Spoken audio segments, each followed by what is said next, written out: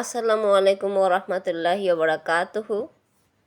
তো খিচুড়ি পরিবেশন করার আগে আমাদের বাড়িতে মিলাদ পড়ানো হয়। এই যে মিলাদ পড়িয়ে নিচ্ছে দুপুর এখন 1টা বাজে।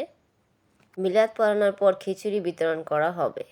এখন বলে মিলাদ মাহফিল নেই, কিন্তু আমি ছোটবেলা থেকে দেখতেছি আমার আম্মু মিলাদ পড়ায়, সবসময় মিলাদ পড়ায়, কিছু হলেই মিলাদ পড়ায়।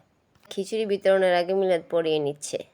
তো খাসির মাংস দিয়ে 2 পাতিলায় বসিয়ে দিয়েছে খাসির মাংস কষানো, আর 3 পাতিলার মধ্যে চাল দিয়ে ভালো করে ধৌত করে নিয়েছে খিচুড়ি বসানোর জন্য।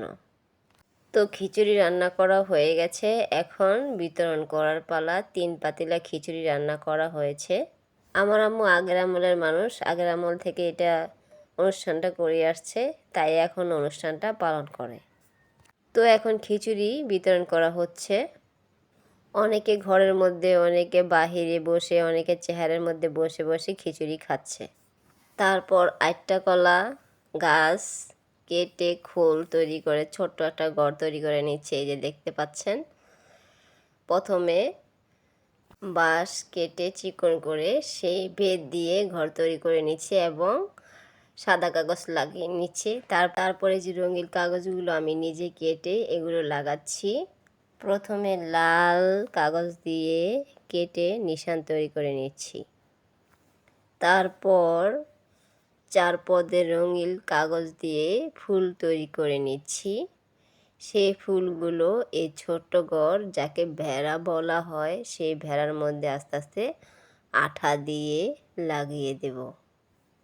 আমি 4 ভাঁজ করে আকাশি কালার কাগজ নিয়েছি, এটা দিয়ে ফুল তৈরি করে নিলাম একটা।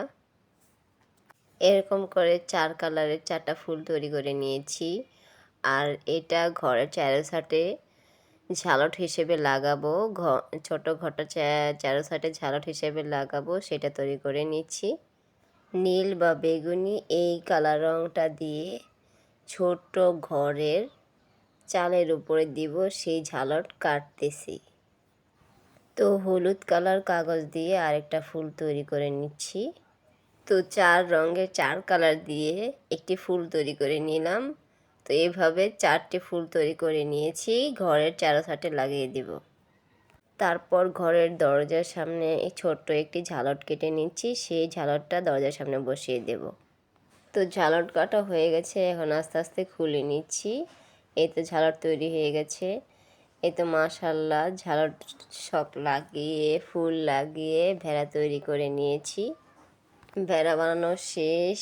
এখন রাত্রে ভেড়া সামনে নিয়ে একটু গানের আয়োজন করা হয়েছে।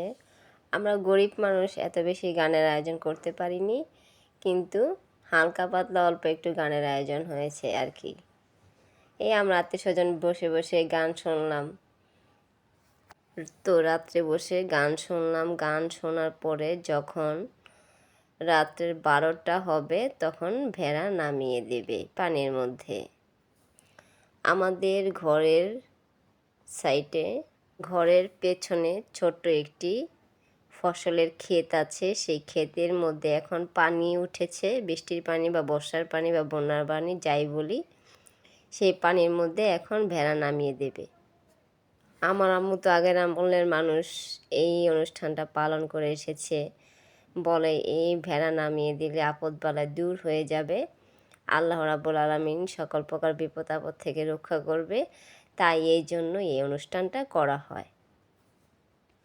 তো আপনাদের কাছে অনুরোধ রইল, ভিডিওটা ফুল ভিডিও দেখে যাবেন, কিছুটা হলেও আনন্দ অনুভূতি হবে আপনাদের। তো সবাই ভালো থাকুন, সুস্থ থাকুন, আল্লাহ হাফেজ।